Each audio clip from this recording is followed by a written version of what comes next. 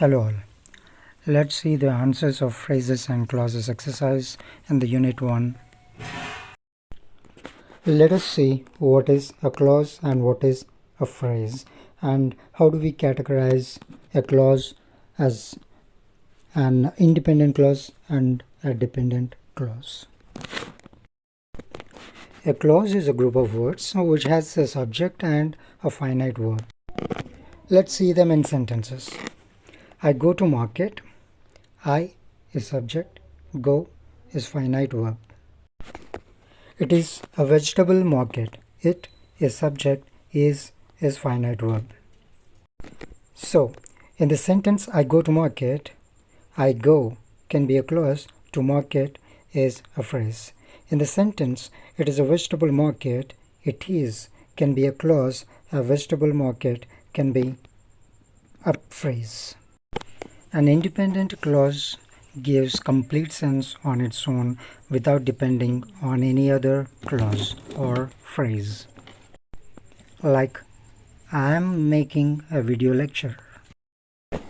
A dependent clause does not make complete sense on its own like independent clause, and it depends on other clause or clauses to make complete sense.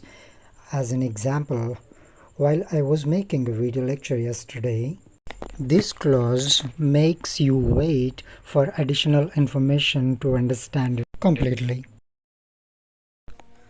Say whether the each underlined group of words in the sentences below is a phrase or a clause. If it is a clause, say whether it is an independent or dependent clause. Number 1.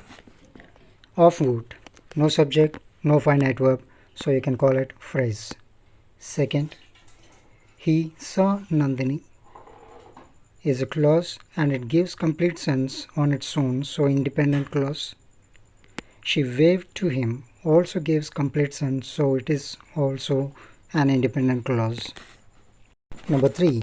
What the people want. What the people want can't give complete sense on its own, so you can call it dependent clause.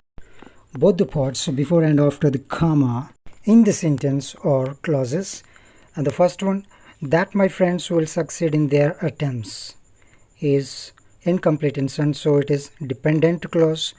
I have no doubts, I have no doubt gives complete sense, so it is independent clause. Fifth, good for health. No subject, no finite verb, so it is a phrase. Next, their house is on Convent Road is a clause which gives complete sense, so it is independent clause. And the second clause in the same sentence, where we played cricket as children, it doesn't give complete sense, so it is dependent clause. Why he was dismissed, it doesn't give complete sense, so it's also dependent clause. Don't be confused with why was he dismissed and why he was dismissed. Why was he dismissed? Complete sense, and it is a direct question. But why he was dismissed, it is a kind of embedded clause with indirect question. Walking down the road, phrase. I met Sukhbir, a clause, and it is independent. Number 9. The Indian flag is a phrase. It doesn't have a subject and verb. And on the building is also a phrase. Number 10. Miss Shaw is an English teacher, an independent clause, who also teaches classical dance in her free time. It can be also an independent clause when it stands like an interrogative sentence. Number 11. Birds of a feather. No subject, of course. You may consider birds as a subject, but there is no finite verb, so it is a phrase. Number 12. If he apologizes to me, I shall forgive him.